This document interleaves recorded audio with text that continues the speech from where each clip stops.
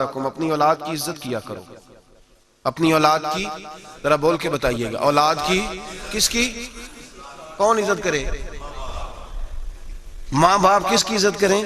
بیٹا جی کہہ کے پکارو، میرا بیٹا کہہ کے پکارو. ان کو وقار دو، ان کو عزت دو.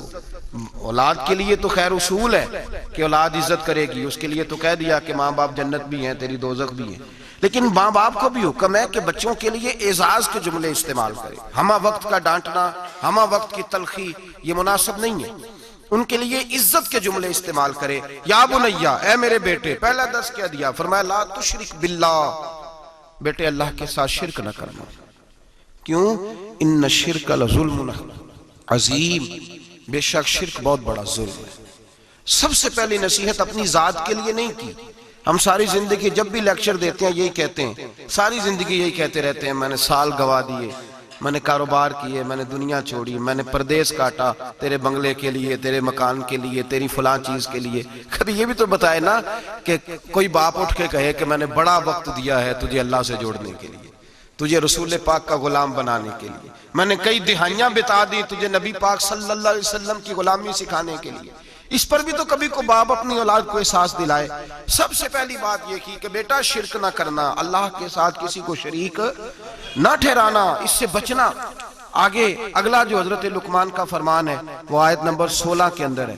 یہاں شرک کی بات کی، میں تھوڑی اس کی تفصیل عرض کروں گا اپنی بساط کے مطابق، لیکن پہلے آیات سماعت کر لیجئے، ان کا سادہ ترجمہ سمجھ لیجئے تاکہ آپ کے حاشیہ خیال میں عنوان آ جائے. سب سے پہلے کہا شرک نہیں کرنا، پھر اس کے بعد کہا سورہ لقمان کی آیت نمبر 16 میں ارشاد فرمایا یا بنیا، اے میرے بیٹے، انہا ان تکو مسکال حبت من خردل، اے بیٹے اگر تو اتنی برائی بھی کرے جتنا کہ ایک رائی کا دانہ ہوتا ہے. رائی کا جو دانہ ہوتا ہے وہ چھاؤں میں رکھیں تو نظر نہیں آتا، وہ سورج کی روشنی میں نظر آئے گا. اگر چھاؤں میں دیکھنا ہوگا تو آپ کو لائٹیں جلانی پڑے گی. تو حضرت لقمان اپنے بیٹے کو نصیحت کرتے ہیں، کہتے بیٹے اگر تو رائی کے دانے کے برابر بھی گناہ کرے اور پھر وہ گناہ اس طرح ہو فَتَكُنْ فِي صَخْرَةٍ أَوْ فِي السَّمَاوَاتِ أَوْ فِي الْأَرْضِ، چاہے رائی کے دانے کے برابر گناہ ہو اور پہاڑ میں چھپا ہو یا زمین اور آسمان میں چھپا ہو تو کیا ہوگا؟ اپنے بیٹے کو سمجھا رہے ہیں. کہتے ہیں یاتی بہ اللہ، اللہ پھر بھی اس کو نکال کے لے آئے گا. تو یہ نہ کہنا کہ میں کو پاپی ہوں، میں نے کو بینک لوٹے ہوئے ہیں، میں نے کو قتل کیے ہوئے ہیں. فرمایا رائی کے دانے کے برابر بھی، اپنے بیٹے کو کہے رائی کے دانے کے برابر بھی اگر تو نے گناہ کیا تو اللہ اسے بھی لائے گا. اور رائی کے دانے کے برابر ہو، پھر چٹان میں چھپا ہو یا زمین و آسمان میں چھپا ہو، اللہ پھر بھی اسے نکال کے لے آئے گا. اس لیے کہ ان اللہ لطیف خبیر، بے شک اللہ باریک باتوں کا جاننے والا ہے.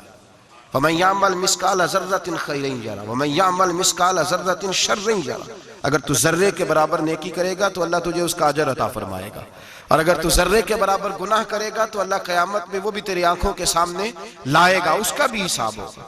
تو فرمایا بیٹے اللہ باریک باتوں کا جاننے والا. یا بنیا، اے میرے بیٹے، اقم الصلاۃ، نماز قائم کر. بیٹے نماز بس کافی ہو گیا؟ کہا نہیں، اب اور آگے بڑھ. وَأْمُرْ بِالْمَعْرُوفِ، لوگوں کو بھی نیکی کا حکم دے.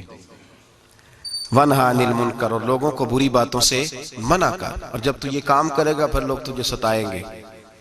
ہو ہی نہیں سکتا کوئی حق بات کرے اور لوگ اس پہ طعن و تشنیع نہ کریں، یہ ہو ہی نہیں سکتا، یہ ممکن ہی نہیں. فرمایا جب تو نیکی کا حکم دے گا اور برائی سے روکے گا تو پھر کیا ہوگا؟ تیرے اوپر مصیبت آئے گی. اب تو نے کیا کرنا ہے؟ پھر تو نے اس آنے والی مصیبت پر صبر کرنا ہے. بے شک یہ بڑی ہمت کے کام ہے، یہ بڑی دنائی کا کام ہے، دلیری کا کام ہے. اتنا آسان ہے ہی نہیں، بڑے حوصلے کا کام ہے. جسے زندگی ہو پیاری وہ یہیں سے لوٹ جائے. میرے قافلے میں شامل کوئی کم ظرف نہیں ہے. یہ ہمت کا کام ہے، آسان ہے ہی نہیں. آگے کیا ارشاد فرمایا؟ بڑی میرا دل کرتا ہے بڑی توجہ سے سنیں ان آیات کو. بڑی آگے ترتیب کیا لگائی ہے حضرت جناب سیدنا لقمان کیا کہتے ہیں؟ نماز پڑھ، دوسروں کو نیکی کا، برائی سے منع کر. اور یہ جب تیرے اوپر ان کاموں کی وجہ سے مصیبت آئے تو اس پر اس لیے کہ یہ جو کام ہے نا عزم الامور، یہ بڑی ہمت کے کام ہے. بس کروں ابا جی؟ فرمایا نہیں، اور بھی کچھ کر. کیا؟ آیت نمبر 18 فرمایا وَلَا تُصَغِّرْ خَدَّكَ لِلنَّاسِ، اپنا منہ ٹیڑھا کر کر کے لوگوں سے بات نہ کیا کر، رخسار موڑ موڑ کے لوگوں سے بات نہ کر. وَلَا تَمْشِ فِي الْأَرْضِ مَرَحًا، اور زمین پہ اکڑ اکڑ کے نہ چل.